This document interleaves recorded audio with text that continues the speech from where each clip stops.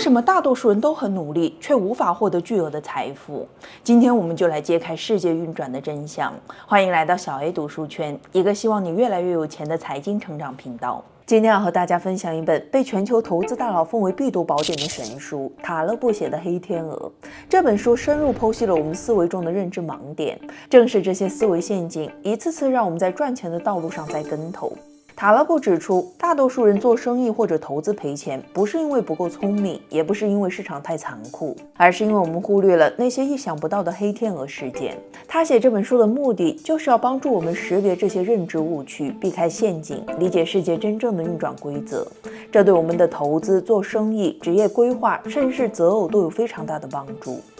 那今天我们就先来聊聊，你以为的世界和你生活的世界到底有什么不同？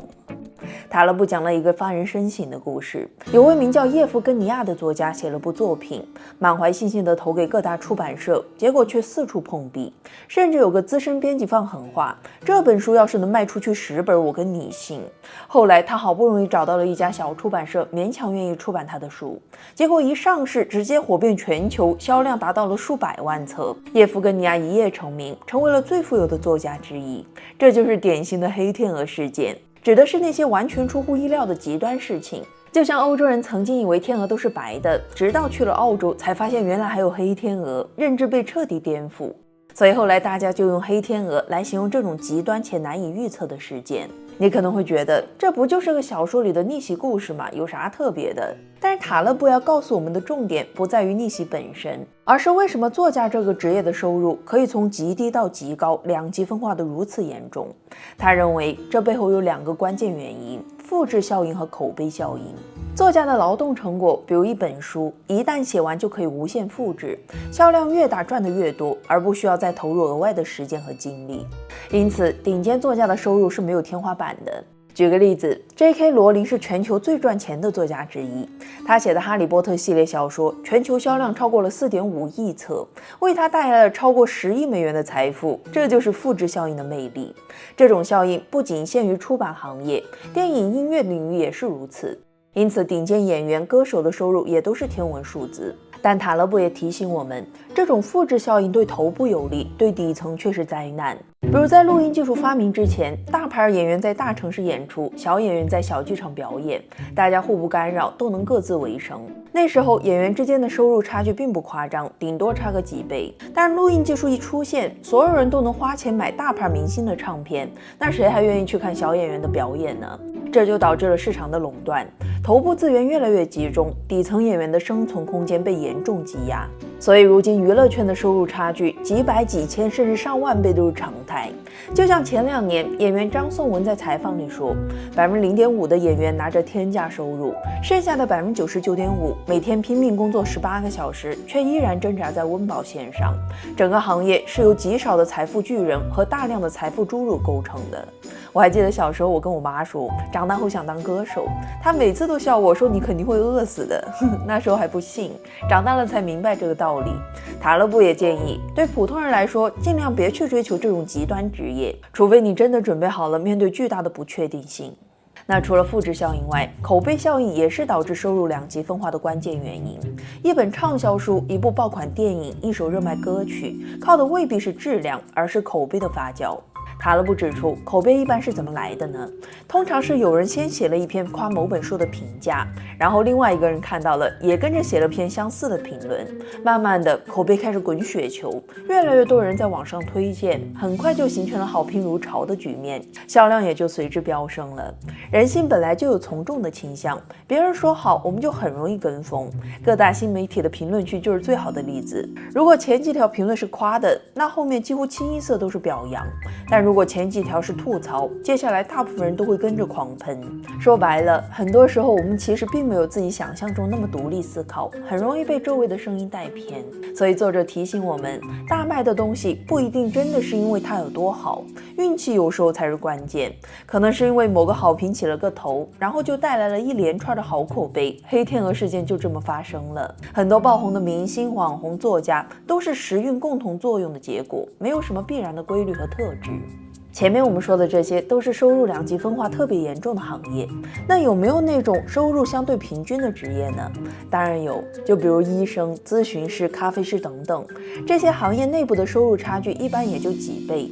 原因很简单，因为这些职业主要是靠时间和专业技能换取报酬，每天能服务的人数有限，不像作家、音乐人那样劳动成果可以无限复制。所以从职业收入的角度来看，世界似乎可以被分成两个部分，一个是平均的世界，一个是极端的世界。塔勒布指出，其实不仅仅是收入，生活的方方面面，我们都在这两种截然不同的世界里穿行，只是很多人没有意识到。举个直观的例子，假设你随便找1000个人测他们的平均体重，然后再往这群人里加入一个400斤的大块头，这会明显拉高平均体重吗？几乎没有影响，因为体重这种东西不会偏离平均值太远，最胖的人不过是最瘦人的几倍，这就是平均世界的特征。但如果我们测的是1000个人的平均财富，然后加一个马化腾进去，情况就完全不一样了。小马哥一个人的财富可能就是这1000个人总和的数百倍，这就是极端世界的表现。像收入、金融投资回报、媒体流量、公司规模等等，这些都属于极端世界的范畴。塔勒布强调，大部分人没有意识到这一点，总以为世界是一个整体，于是用平均世界的规则去看待极端世界，结果就常常陷入误区。在平均世界里，收入高的人通常是最努力的，比如外卖小哥、滴滴司机，谁接的单多谁就赚得多，这是靠勤奋拼来的。但是在极端世界里，运气和眼光可能比努力更重要。一位无名歌手某天突然在网络上火了一首歌曲，身价瞬间就可能翻几百倍。很多人看到这里可能会觉得这个社会病了，小歌手不如外卖小哥努力，凭什么可以赚那么多钱？这不公平。塔勒布则告诉我们，极端世界本来就不公平，但正是因为这些极端的黑天鹅事件，历史才得以推动，社会才会变化。这些看似离谱的极端事件，才是人类社会前进的真正动力。所以当你或者身边的人在做职业规划时，了解这个世界的两种运作规律，你就能更有针对性地选择适合自己的路了。如果你追求稳定，愿意靠时间和努力去积累财富，那么选择平均世界的职业可能更适合你。虽然不一定能大富大贵，但肯定能提供稳定的收入和生活。但是如果你想搏一搏，有能力承受高风险，那么你可以尝试在极端世界里寻求机会，比如创业、投资、艺术等领域。虽然成功的概率低，但一旦成功，回报也是比较大的。不过要明白一点，在极端世界里，成功不仅需要努力，还需要天时地利人和。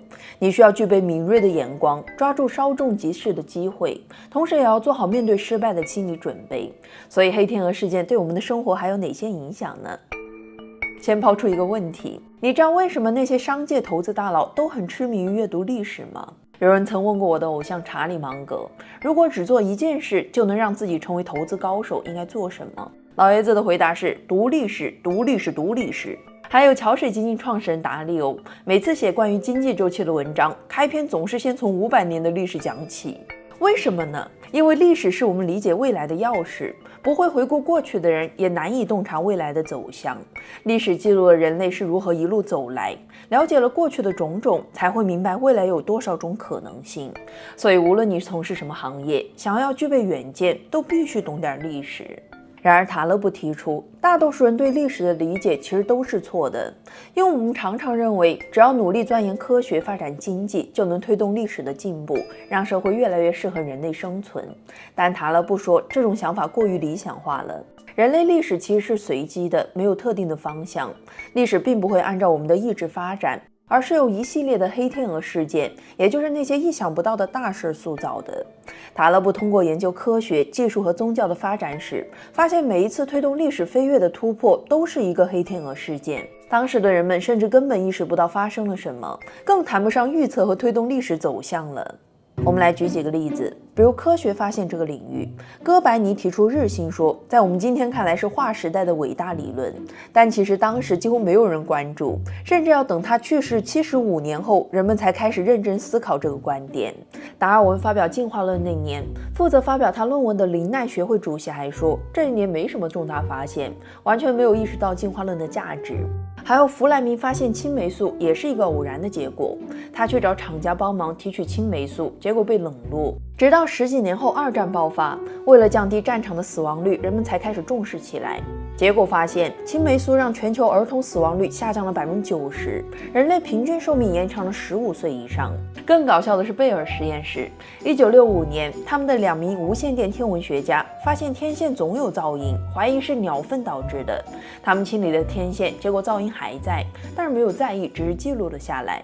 后来人们发现，这种噪音竟然是宇宙背景微波辐射，直接证明了宇宙大爆炸理论。这么个偶然的发现，竟然成了20世纪物理学最重要的成果之一。然后我们再来看看技术发明领域，情况也是类似。很多如今改变生活的技术，最初的用途和现在完全不一样。比如很多人在用的防脱神器米诺地尔，原本是一种降压药，后来无意中发现治脱发的效果居然那么好。还有激光技术，如今广泛应用于医疗、通信、工业等领域。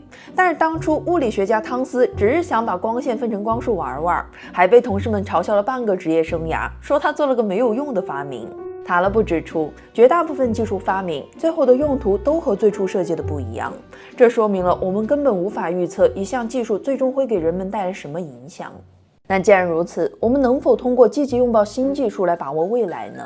塔勒布认为事情没那么简单。世界上每年有无数技术创新，我们并不知道哪项突破会成为下一个黑天鹅，盲目预测大概率还是会押错宝。比如当年计算机刚被发明时， IBM 的创始人 Thomas 曾预测全世界可能只需要几台计算机，很显然他低估了计算机的潜力。还有美国阿波罗登月成功之后，泛美航空公司认为去月球度假很快就会成为常态，甚至开始预售地球和月球之间的往返票。结果直到今天，我们也没能实现大众化的月球旅行，而且这家公司也在那不久后就破产了。最后我们再来看看宗教的发展史。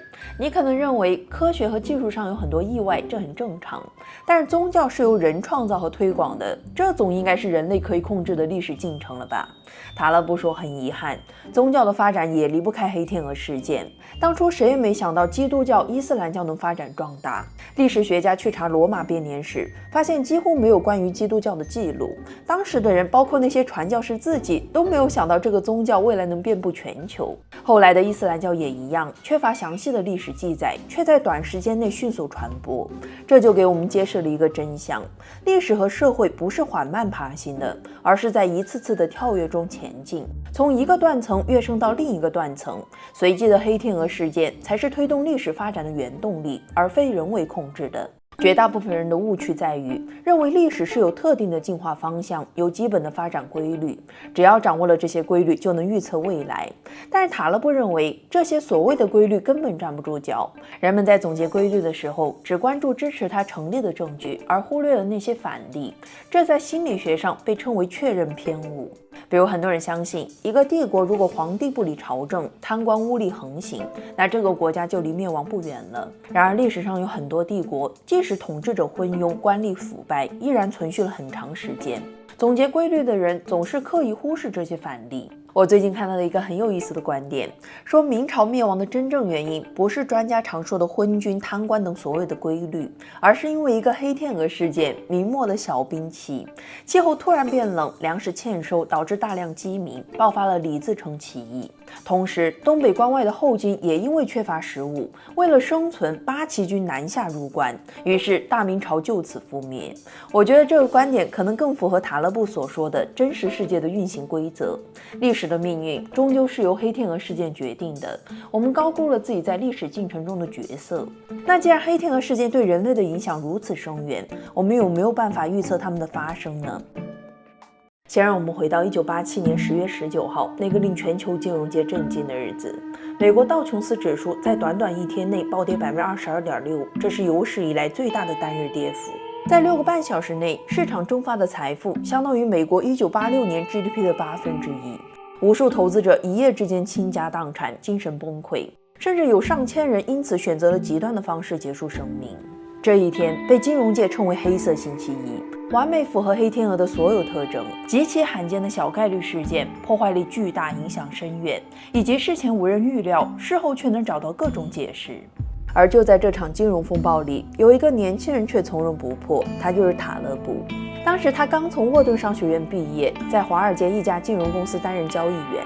面对突如其来的股市崩盘，他比那些见惯大风大浪的老资本家还要淡定。为啥呢？因为他早就预感到股灾会发生，甚至提前做空了美元和日元，为公司赚了数千万美元。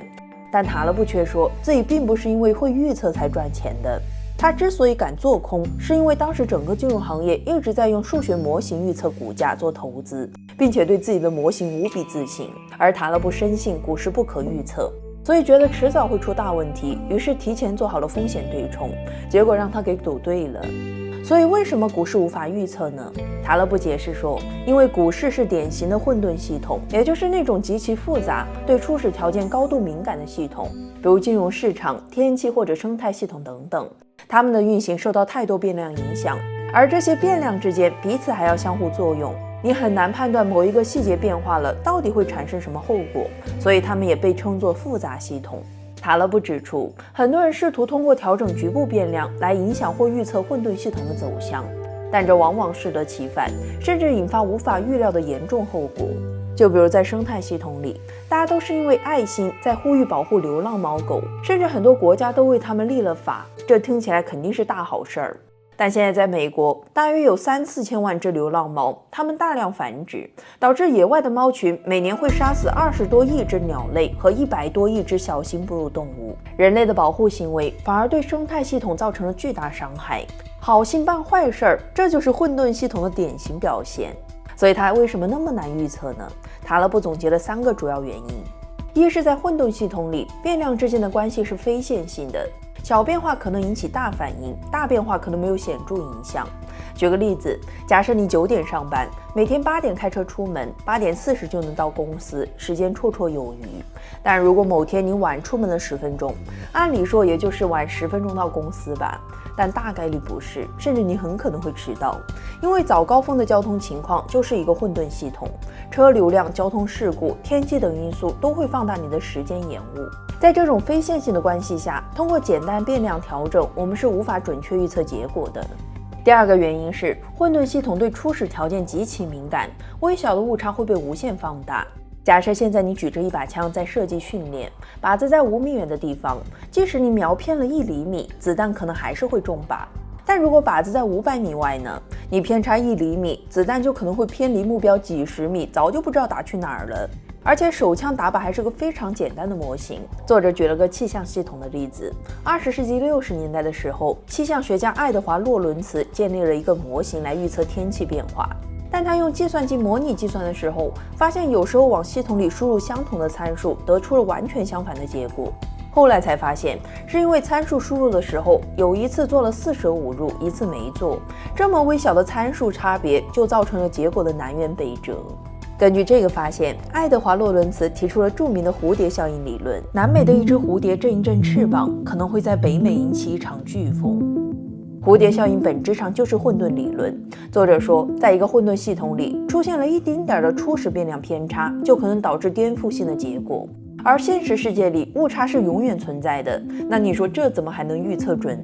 第3个原因是，即使是很小很小的变量，在混沌系统里也可能造成巨大的影响。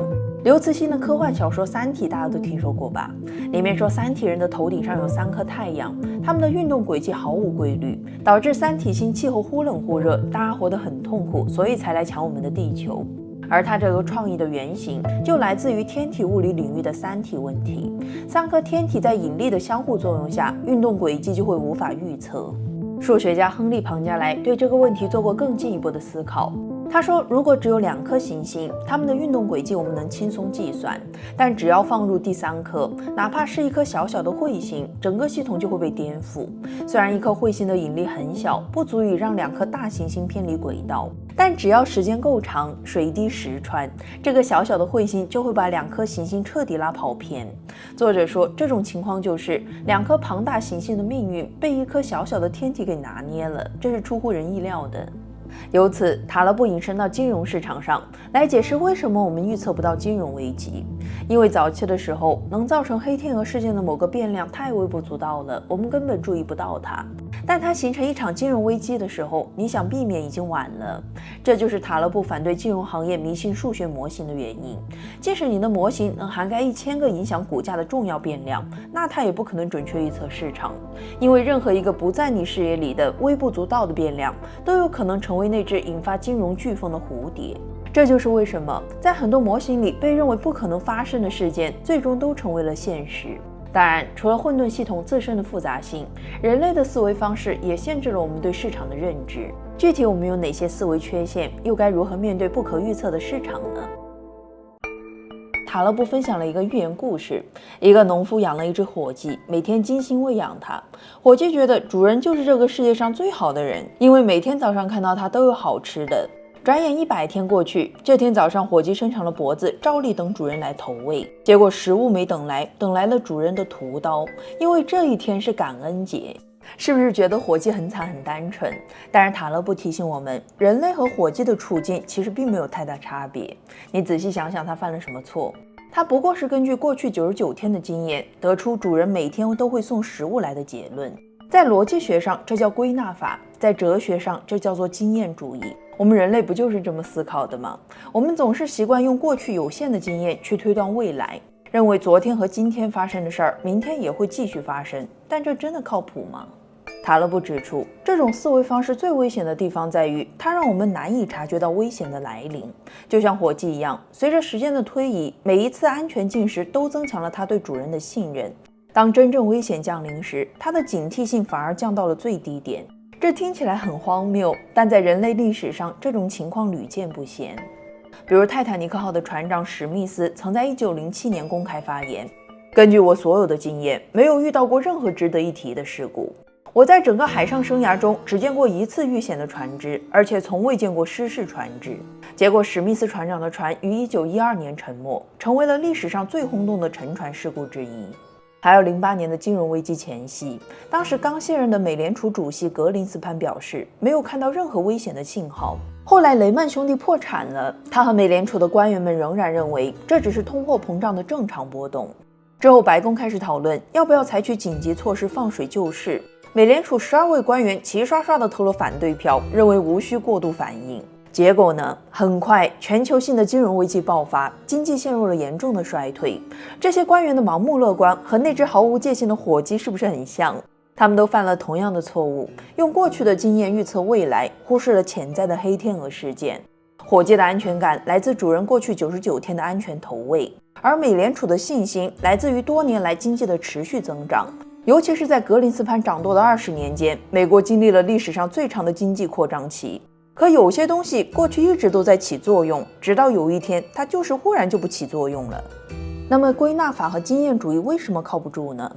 塔勒布说，因为我们无法穷尽所有的样本，见过的天鹅都是白色的，就能断定天鹅都是白的吗？当然不能，除非你见过世界上的每一只，否则这个结论就是不成立的。然而，人类似乎有一种以偏概全的天性，常常根据有限的样本推导出普遍性的结论。比如认识了几个外地朋友，就很容易给他们整个地区的人贴上标签。去一个陌生城市旅游2天，就感觉自己已经了解了城市的全貌等等。这样的认知方式导致了偏见和错误的判断。塔勒布提醒我们，每一个人的世界观都是在一次一次的以偏概全中拼凑出来的。它和真实的世界或许是南辕北辙的，所以永远不要对自己的看法过于自信和偏执。当然了，你可能会问，大家都说要向有结果的人学习，既然经验主义有局限，那我们还需要学习成功人士的经验吗？作者说答案是不一定的，要看是什么领域。我们在第1期的时候讲过，世界可以分为2个部分，一个是平均的世界，一个是极端的世界。在平均世界里，个体之间差异不大，你通过小范围取样归纳出的结论和整体取样得出的结论其实差别不会特别大，所以经验是可复制的。就比如一个外卖小哥的工作技巧，他找当地送单最多的10个人取经，和向全国所有高手学习，结果是差不多的。所以在平均世界的领域，学习他人经验是有价值的。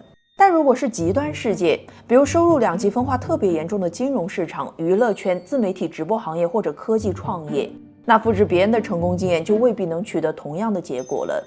因为在这些领域，运气和随机性起到了关键的作用。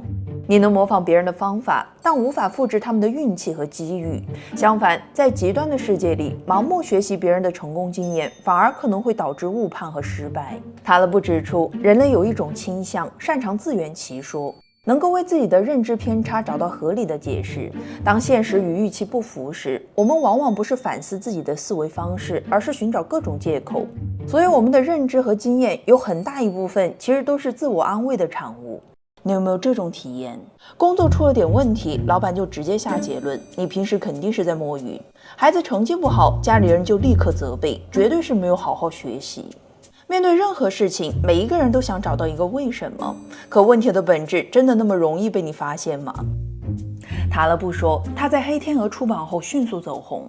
有一次他遇到一位教授，这位教授先是夸了他半天，然后突然说，你能写出这本书，完全是因为你成长在地中海的东正教环境。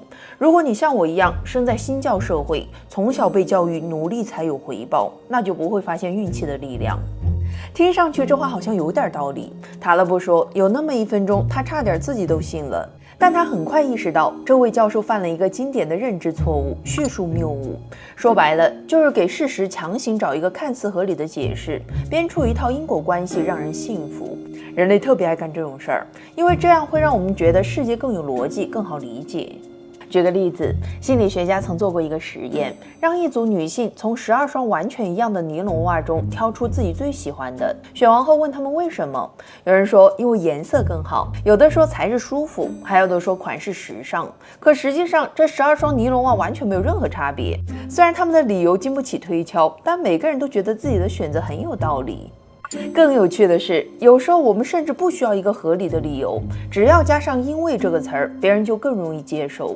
还记得我们之前讲过的《影响力》这本书吗？作者罗伯特·西奥迪尼讲过一个实验，当你请求别人帮忙时，只要给出一个原因，哪怕这个原因根本站不住脚，成功的几率也会大大提升。比如你有个东西要复印，但很赶时间，想插个队，于是对前面的人说，不好意思，我有5页纸要打印，能让我先复印吗？这种问法只有60%的人会同意。但如果你加一句，不好意思，我有5页纸要打印，能让我先复印吗？因为我很赶时间，同意的人瞬间飙升到93%。尽管这个理由并不充分，但只要加上因为，对方就更容易接受你的任何请求。这说明了什么呢？我们天生喜欢因果分析，总觉得每件事背后都有为什么，哪怕理由很牵强，听起来就让人很安心。塔勒布认为，这是因为因果关系能够简化信息，让我们的大脑更容易处理和记住复杂的内容。举个例子，比如这里有2句话，你觉得哪句更容易记得住？1. 小李在准备考试，他生病了。2. 小李在准备考试，因为连续熬夜，他生病了。大多数人都会选择第2句，因为它提供了一个完整的因果链条，逻辑更顺畅，反而让人印象深刻。这就是因果关系的魅力，能把混乱的信息配上一条有序的故事线，帮助我们快速的理解和记忆信息。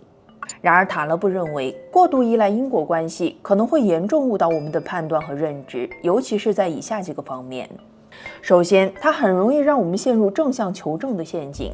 当你听到一个观点时，潜意识就会先假设它是对的，然后主动寻找支持它的证据。比如别人告诉你，重庆人都很爱吃辣，广东人喜欢喝早茶，你会怎么做？你可能想起你认识的这些地方的人，发现他们确实有这些习惯，于是就心想，的确如此。但是你可能忽略了那些不吃辣、不爱喝早茶的人。这样的思维方式会导致我们只关注那些支持观点的例子，忽略了相反的证据，强化了刻板印象，让我们忽视了大多数的真相。同时，因果关系还会让我们错误地判断事情发生的概率，干扰我们决策。比如我们再来看2件事情，你觉得哪件事更可能是真的？ A. 美国某地发生大洪水，1000人无家可归。 B. 加州发生地震，引发大洪水，导致1000人无家可归。多数人会选择事件 B， 因为它的描述更具体，有因果链条，看上去很合理。但实际上，从概率的角度来看，事件 A 更可能发生，因为它的条件更宽泛。只要美国任何一个地方发生洪水，且1000人无家可归就是成立的。而 B 的条件多了好几层，发生的概率自然要低很多。这就是著名的合取谬误。因果链越长，反而让事件的发生概率降低，但人们往往误以为更可信。最后，人类强大的构建因果关系的能力，还会让我们擅长事后诸葛亮。塔勒布称这种现象为事后合理化，意思是每个人在完全没有线索的情况下，都能在事后输出一套听起来逻辑很自洽的观点。就拿媒体来说，03年萨达姆被捕，美国国债价格上涨。彭博社的新闻头条标题是“美国国债价格上涨，萨达姆被捕可能不会抑制恐怖主义”。1个半小时后，国债价格下跌了，他们又打出一个标题：美国国债价格下跌，萨达姆被捕激发了风险资产的吸引力。同一个事件，2个完全不同的解读，这随机应变的功力主打一个胡说胡有理。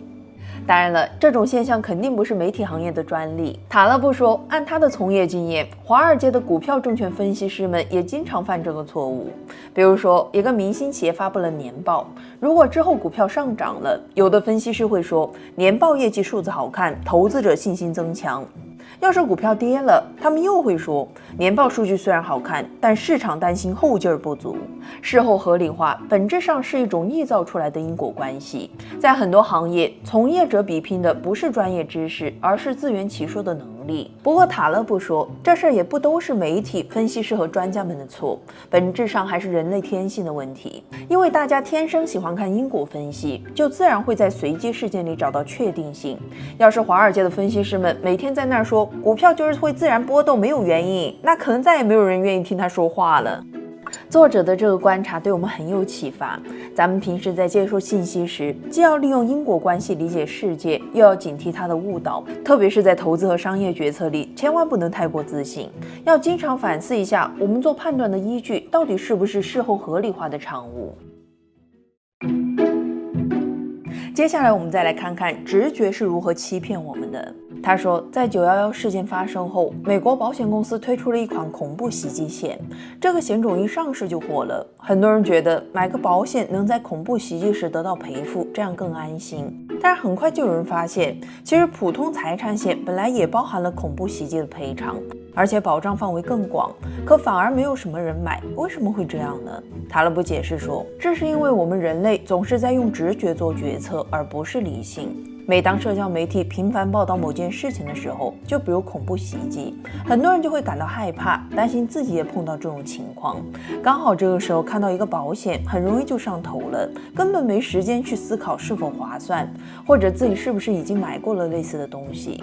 本来是为了增加一份安全感，却因为恐慌冲动，反而浪费了金钱，好心办了坏事儿。塔勒布说，直觉的出卖并不是偶然，而是因为我们的大脑思考系统里有3个天生的偏好：一是喜欢具体的东西，讨厌大而空的抽象话题；二是容易情绪化，经常会反感那些理性的表述；三是喜欢画面感，对那种概念化的句子懒得去思考。这些偏好决定了我们常常被那些具体、带情绪和有画面感的信息所吸引，忽略了理性分析的重要性。接下来我们来看看几个生活中的例子。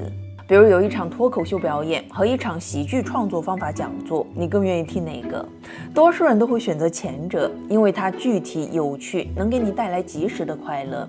相比之下，讲座虽然有用，但显得抽象，缺乏吸引力。在商业营销里，具体化就是一个杀手锏，把产品锁定到一个具体人群上，就会比泛品类更容易获得成功。比如儿童专用牙膏和普通牙膏成分上基本没有什么差别，但因为写上了儿童专用，再配个可爱的卡通形象，家长看了就会觉得这是为孩子量身定做的，买起来毫不犹豫。同样的还有防晒口罩、孕妇维生素等等，这种具体化营销的成功案例数不胜数，普通消费者几乎很难抵挡得住诱惑。我们再来看看情绪和理性的例子。以前很多老一辈人觉得坐飞机太危险了，宁愿坐上几10个小时的火车，也不愿意上飞机。但其实数据统计显示，飞机是最安全的交通工具，事故率是所有交通方式里最低的。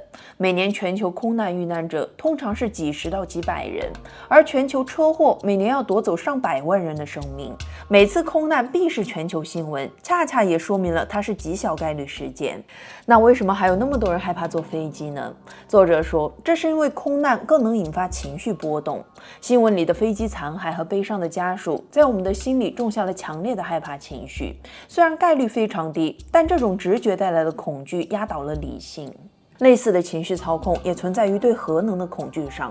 媒体上核泄漏带来的恐怖画面，让人们对核能产生了极大的恐惧，所以才会有那么多人强烈反对建造核电站。可其实空气污染对我们的伤害更广泛，但因为缺乏那种戏剧性的画面和强烈的情绪，人们对它的关注就远远不够。说到这里，我想起了媒体界有一句话，说狗咬人不算新闻，人咬狗才是。能上新闻热搜的事，肯定都是那些博眼球的极小概率的事件，媒体不会去报道经常发生的事儿。可是我们在刷视频的时候，总会忘记这一点，经常被带偏。塔勒布提醒我们，情绪引导下的判断往往让我们高估低概率的风险，忽视真正的威胁，经常会导致资源和精力被错误分配。最后来看看画面感对我们思考的影响。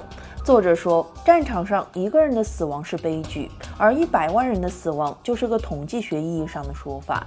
这是因为一个人的死，我们可以清楚看到或想象出他的故事，但成千上万人的死只是一个概念化的总结。同样的情况也发生在新闻报道和慈善捐助中。美国的校园枪击案因其震惊的画面和高情绪化的描述，引发了大范围的关注和财政拨款。但其实心脏病才是美国人真正的头号生命威胁，每年夺走60多万人的生命，却因为缺乏具体的画面，往往被忽视，舆论根本不关心。再比如，慈善机构去非洲饥荒地区拍摄，一群骨瘦如柴的孩子对着镜头要吃的，这种画面几乎能打动所有人，于是又引起了广泛的善款捐助。但同时，其他贫穷地区有更多营养不良的孩子，因为拍不出那么惨烈的画面，一直都没有获得足够的帮助。还有那些保护动物，长得好看的就经常被拍，被大家喜爱，而很多不上进、不符合人类审美的物种，媒体就不会去拍它们，甚至咱们根本不认识，于是也就很难分到多少人类的关注和保护了。类似这种因为媒体曝光导致的稀缺资源错配，还有很多很多。说完上面这3点，你可能会奇怪，人类为什么会有这些犯错的偏好呢？塔勒布引用了另一位大神的理论来解释这个原因，他就是诺贝尔奖得主心理学家丹尼尔·卡尼曼。在他的成名作《思考快与慢》里提过一个著名的理论，叫做系统1和系统2。后面我们还会讲这本书，这里先简单介绍一下。他说，我们大脑思考分为2个系统，系统1代表直觉，它反应快但肤浅；系统2代表理性，反应慢但更深刻。人类在进化过程中，直觉系统帮助祖先快速应对危险，提高了生存率。就比如碰到猛兽，要想活命就得反应快，立马开溜，这就是直觉系统作用，完全是自动的，不需要思考，反应速度以毫秒计。但如果这时候你让理性来做判断，它就要计算一下，对面有几只狮子，看起来饿不饿，距离我有多远，我现在跑的话还来不来得及，等你思考完早就进狮子肚子了。所以当初凡是先用理性思考的人都被野兽吃掉了。作为幸存者的后代，我们今天的人也都是直觉动物了。然而，现代社会的复杂问题需要更多的理性思考，但我们大脑依然偏向于优先使用快速反应的直觉系统。结果就是，我们的理性常常被直觉奴役，导致我们在面对复杂决策时，经常依赖直觉而非深思熟虑，就很容易犯错。接下来，我们看看幸存者偏差是如何影响我们的生活和认知的。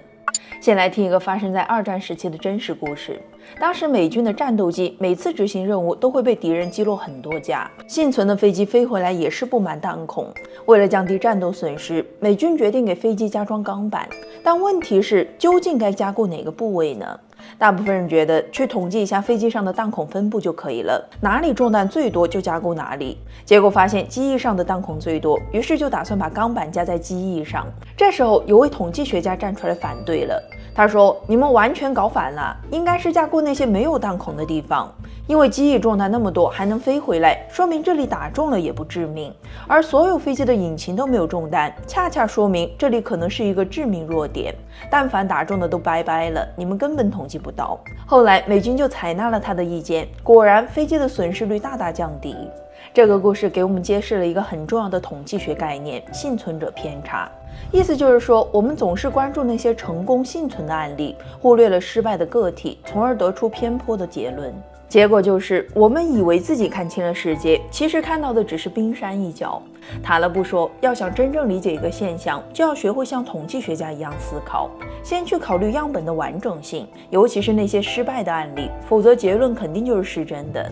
理解了这个逻辑，你以后对世界的看法可能会完全不同。很多表面看起来合理的东西，其实根本经不起推敲。比如很典型的案例就是成功学，它告诉我们，成功的秘诀在于勤奋、时间管理、乐观和冒险精神等等。我们也常常看到那些成功人士身上好像确实都有这些特质，于是就认为这些都是成功的黄金法则。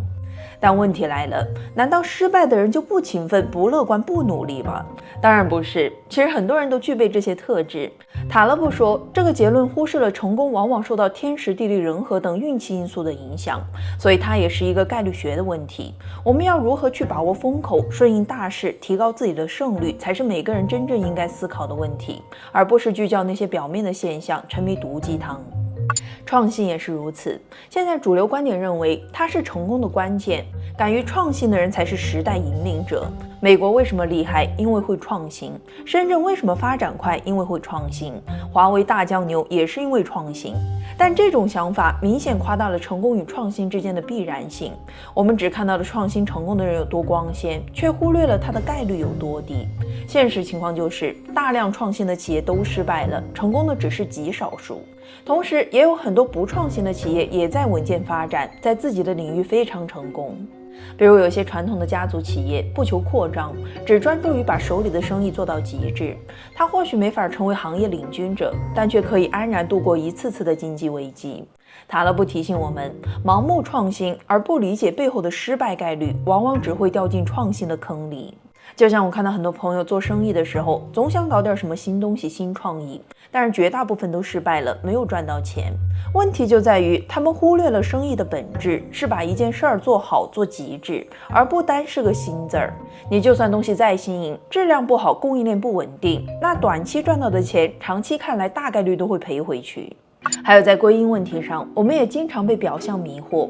比如很多人觉得打篮球的人长得高，于是家长们就送孩子去学打球，觉得他一定能长过1.8米。或者看到游泳运动员手长脚长，都认为这是因为练习游泳的关系。这种观点听上去合理，但实际上是把因果关系搞反了。这也是典型的幸存者偏差。塔勒布说，决定体型真正的原因主要是基因。现实更有可能的情况是，各种身高的人都会去打篮球，但高的在这个项目上更有优势。所以经过层层筛选，最后我们经常看到的都是这个体型的人，而那些不符合的，可能早早就自我放弃，或者在比赛里淘汰了。还是那句话，幸存者并不是样本的全部。多练习这样的统计学思维，我们就能在生活里规避掉很多隐藏的风险。比如我们做投资的时候，看到那些排行榜上有的基金的历史收益率和各方面指标看起来都挺好的，于是很多小白就大胆买进去，最后却亏得很惨。这是哪里出了问题呢？难道是基金的历史业绩造假了吗？塔勒布说并没有，业绩是真实的，但你看到的这些本身就是短期内的幸存者。因为经济有周期，每个行业也都有自己的周期，这段时间这个板块好，过段时间那个好。那有些基金公司甚至会在每个板块都发几只基金，让他们自己跑，跑出来的就上排行榜被咱们看到了，跑不出来的就可能直接清盘消失掉了。所以这也告诉了我们一个真相，投资基金股票的收益很不稳定，风险很高，大家千万不能只看收益率就去投资，非常容易掉进坑里。你们都知道我的第一笔投资就是这么踩坑的，最后还是需要不断学习，建立自己的投资体系，才有可能赚到钱，这是绕不开的路径。你可能听到网上有些专家炒股赚了很多钱，但却很少有人会坦白他们的亏损经历，因为大部分时候这些都是刺激用户付费的手段而已。如果他真的那么牛，早就名垂青史，被誉为民间股神了。塔勒布说，理解了幸存者偏差，我们甚至能重新审视整个历史。大家都听过一句话，历史都是胜利者书写的。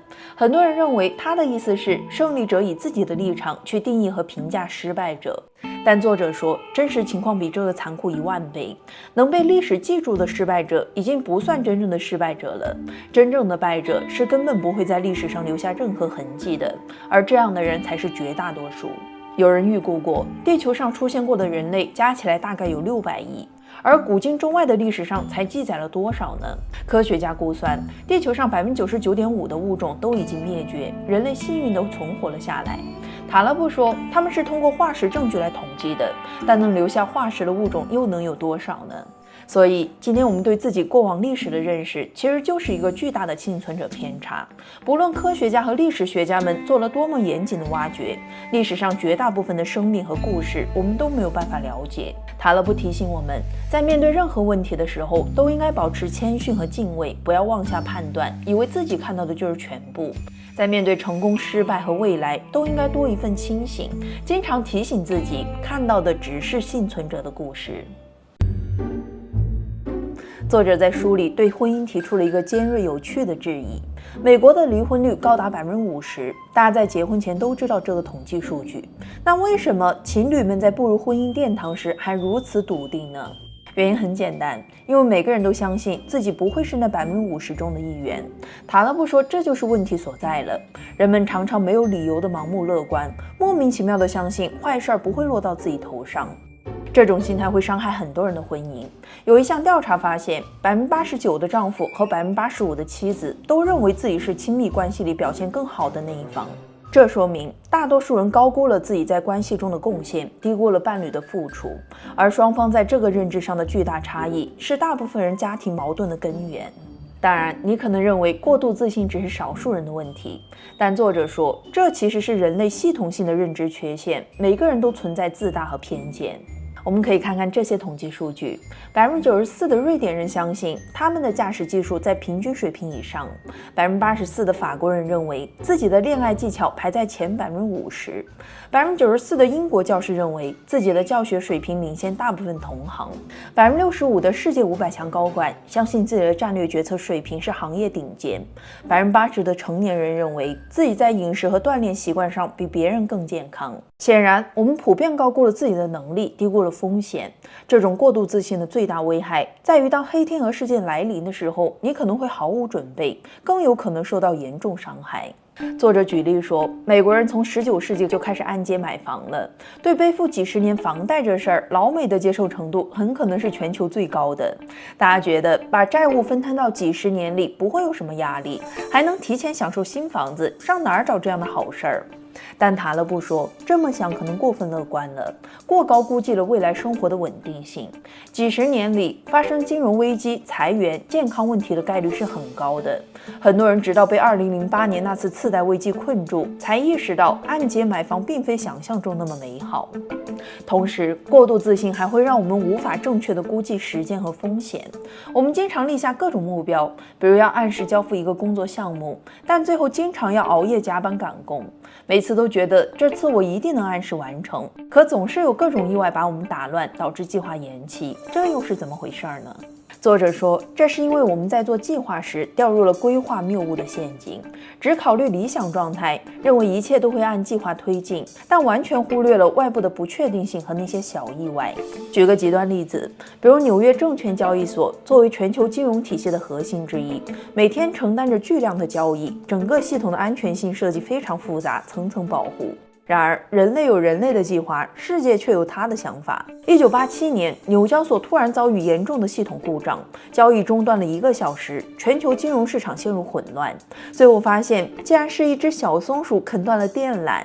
还有1986年的挑战者号航天飞机爆炸事件，计划执行的每一个关键环节都经过了无数次测试，但最后却因为一个小小的橡胶密封圈，导致燃料泄漏，航天飞机爆炸，7名宇航员全部丧生。这些看似微不足道的小意外，却足以彻底颠覆我们的计划。塔勒布提到，在重大事件发生前，人们往往更容易变得盲目乐观。比如，你们知道二战爆发前人们有多自信吗？历史书上总说，二战前夕气氛凝重，国际形势剑拔弩张。我们也感觉当时的人们应该很害怕，对吧？但这并不是历史的真相。作者说，和二战有关的书他只认可一本，叫《柏林日记》，它真实记录了当时欧洲人的状态。普通民众们并没有感到紧张和不安，每天过着悠闲的日子，看报纸上的国际新闻，就和我们今天刷微博短视频热搜一样。就是单纯吃吃瓜，认为战争离自己很遥远。如果哪个人说20几年内会连着打2场世界大战，大家肯定认为他脑子坏掉了。确实，这个概率太低了，怎么看都像是0，所以大家都无比自信地认定灾难不可能落到自己头上。当时法国人认为德国的挑衅不过是暂时的，完全没有做好应对战争的准备，所以你就能理解为什么德国只用了40多天就拿下法国了。作者指出，实际上这也并不是2战才有的情况，在每次战争爆发之前，人们都自信地认为不可能打仗。塔勒布的老家黎巴嫩在内战爆发前，他每一位亲戚都认为和平会持续，结果战争一打就是17年。为什么会这样呢？因为人类更擅长感知当下的状态，对那种大规模灾难等小概率事件直觉并不可靠，而且我们的盲目乐观会认为坏事不会发生在自己身上。那么既然过度自信会导致那么多问题，我们应该如何避免呢？先考你们一个经典问题，假如有一枚硬币已经往空中抛了99次，每次落地都是正面朝上，那你觉得第100次抛的时候，它正面朝上的概率是多少呢？塔勒布曾把这个问题抛给2个完全不同背景的人，一位是受过高等教育的保险精算博士，对概率论了如指掌；另一位是学历不高但社会经验丰富的工人。精算博士说，概率依然是50%，因为每次抛掷都是独立事件，而那位工人却说，下一次正面朝上的概率肯定超过99%。你觉得谁对呢？很多人会觉得博士的回答更正确，因为它符合教科书里的概率理论。但是塔勒布说，现实生活里真正聪明的是那位工人。如果一枚硬币能连续99次都是正面朝上，那他很可能是被做了手脚，所以下一次他正面朝上的概率应该非常高。这告诉我们一个重要道理，书本上的理论在现实世界里未必总是适用。数学课上硬币是绝对公平的，但在现实里，硬币可不会告诉你它背后的故事。塔勒布把这种现象称为游戏谬误，也就是说，我们常常试图用理想化的数学模型和规则来简化和理解真实世界的复杂性，误以为自己掌握了全貌。在财经节目里，专家们会用各种经济模型和数据分析来预测市场走势，但塔勒布认为，这些模型很多时候就像温室里的盆景，在特定环境下确实生长良好，但一旦离开实验室的温室，便难以适应真实的环境。书里提到了美国学者 Philip Tellock 的一项著名研究，他找了300多位政治、经济等领域的顶尖专家，利用他们的研究模型，对未来5年的趋势做出了27000多项预测。结果发现，这些专家的预测准确率还不如普通人随机乱猜。为什么会这样呢？因为就像上期讲的，现实世界远比模型复杂，经济模型无法涵盖所有的变量和不确定性，市场充满了不可预测的因素，根本不是理想化的模型能概括的。这也是为什么经济学家创业的成功率并不比普通人高，财经大 V 的炒股水平未必赶得上老股民。其实不只是经济学，塔勒布指出，大部分社会科学都存在类似的问题。现代社会科学喜欢模仿自然科学，热衷于使用控制变量法来研究问题。比如心理学实验，为了研究表扬和批评对人的影响，研究者可能会设置2个实验组，一组接受表扬，另一组接受批评，然后比较他们的进步幅度。然而塔勒布指出，在现实生活里，这样的实验方法往往难以奏效，因为你无法控制人的心理状态、生活经历、情绪波动等等无数的变量。我之前就看过一个研究，有学者把心理学上最经典的100个实验重新做了一遍，结果大概只有30%能得到和之前一样的结果。所以这是不是意味着我们不需要这些理论了呢？塔勒布可没这么说，他的观点是，科学理论当然有用，但不要把它们当成万能的真理，尤其是在现实复杂多变的场景下，它们的作用非常有限。其实我们回顾历史就会发现，人类的进步往往是先有实践再有理论。比如医学领域，在100多年前，手术后病人死亡率很高，后来有人发现手术前洗手可以显著降低死亡率。虽然当时没人知道是为什么，但大家知道这样做有效，于是就开始普遍采用。直到几十年后，科学家才明白这是因为减少了细菌感染。然而，让作者惋惜的是，今天的很多研究者陷入了理论至上的误区，总觉得非得先有个理论框架才够硬科学。如果一个方法不能用现有理论解释，那这个方法就是不科学。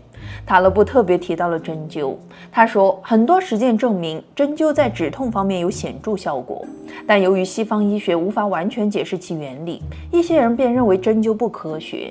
塔勒布警示我们，花太长时间研究地图的人，很可能会把地图错当成现实世界。理论框架只是帮助我们理解世界的工具，但现实的复杂性远超我们的想象。因此，我们必须保持开放的心态，直面各种挑战和不确定性。每一次黑天鹅事件的到来，都可能打破我们的安全幻想。但如果我们能够认识到理论的局限性，不盲目依赖模型和专家的预测，就能更从容地应对未知的风险。那么我们如何在这样的现实里，利用黑天鹅事件给自己带来更多的机会，在投资和生活中立于不败之地呢？塔勒布给我们提供了一种策略，名叫杠铃策略。只要你能运用好它，就可以在投资里既能保持低风险，又可以抓住高收益的机会。传统的理财观念总是告诉我们，鸡蛋不要放在一个篮子里。比如理财专家可能会建议你30%存银行或者国债，稳健安全；60%投向中等风险的股债类基金，剩下10%再试试高风险的股票或者期货。这种分散投资的思路看起来好像还不错，但是塔勒布却认为，这样看似平衡的方法，其实既无法有效防范风险，还可能会让我们错失真正的机会。他提出了一个独特的方法，叫做杠铃策略。想象一下杠铃的形状，两端是重量，中间是空的。塔勒布说，要么极度保守，要么就极度冒险，不要停留在中间不尴不尬的区域。那具体怎么做呢？塔勒布建议我们把绝大部分资金投到超安全的资产里，比如银行存款、货币基金或者国债，确保无论发生什么，你的本金都是安全的。剩下一小部分资金用于投向那些高风险、高潜力的机会，比如科技股、创业项目或者其他可能受益于正面黑天鹅事件的领域。这样做的好处是，万一遇到黑天鹅事件，你大部分的资金都非常安全。那小部分的高风险投资，即便全亏了，也不会影响整体的财务状况。而如果运气好，遇上正面黑天鹅事件，这部分高风险的回报可能是成倍的，甚至可能让你实现财富的跃迁。通过这种方式，其实你才真正构建了一个中等风险的组合，相比那些直接标榜为中等风险的资产来说，更加稳健可靠。塔勒布指出，那类商品在黑天鹅事件面前反而最脆弱。平稳的市场里，它表现尚可，但遇到极端情况，损失往往比预期的更惨重。塔勒布强调，因为对普通人来说，我们没法知道下一次危机会什么时候来，所以与其把资金分散在不确定的中间区域，不如将大部分资金放在极度安全的地方，能够扛住任何风暴。而另一部分可以搏一次惊喜，这样你既能保住本金，又有机会赢得高增长的回报。当然了，杠铃策略不仅适用于投资，在生活和职业规划里同样有效。我们要做的就是争取从正面黑天鹅事件中获益。比如大伙儿平时可以把主要时间和精力投入到稳定的工作和提升核心技能，确保基本的生活和职业发展，但同时也要留出一些时间去学习新技能，参与创新项目，增加高回报的机会。在第一期我们就说过，有些行业是在极端世界里的，比如你可以用空闲时间慢慢写一本书，或者唱歌很好听的，没事就录视频发到网上，再或者年轻人拿出一点钱，好好学习真正的投资。这些代价都不大，但说不定哪天就会给你带来意想不到的惊喜。塔勒布说，一个人一生遇到的真正机会少之又少，反正比你想象中的要少。要让正面的黑天鹅爆发，你就要把自己置于机会可能发生的位置上，想办法抓住一切机会，或者任何看起来像机会的东西。假如你是一位新秀作家，现在有一个大出版商找你约稿，那不管手头有多少事情，都应该优先完成它，因为这种机会错过了，很可能就不会再有了。抓住了大平台资源，你碰到黑天鹅的概率就会大很多。对于年轻人，塔勒布的建议是：如果你有梦想，想混出个名堂来，那你一定要尽量去一线城市工作，因为大城市的机会更多，遇到黑天鹅的概率更高。另外，在奋斗阶段，千万不要每天宅在家里，你应该多参加有意义的聚会、培训或者加入学习组织，机会往往在你不经意间就会降临。但如果你一直处于一个宅着不动的状态，那就会错失很多可能性。塔勒布提到，如今的世界越来越趋于极端世界，也就是赢家通吃的局面。大公司越来越强，而小公司很难生存；大城市越来越吸引人口，小城市则逐渐落寞。在这样的时代背景下，想要成功就必须站对位置，站在风口上。进入互联网时代后，这种集中效应更加明显，但同时从某种程度上，它也减小了世界的不公平。因为互联网的展示位置趋于无穷，而且由于算法推荐的属性，所以很多人和物品都有了展示渠道，给普通人提供了很大的黑天鹅机会。说到这里，《黑天鹅》这本书我们就讲完了。这个理论是最近20年投资界最重要的发现之一，它不仅能帮助我们完善投资策略，还能提升我们的认知水平和决策质量。塔勒布给我们最大的启示就是不要预测，要准备。希望你在面对不确定时，能够用杠铃策略更好地管理风险，把握属于自己的机会。我们下本书再见。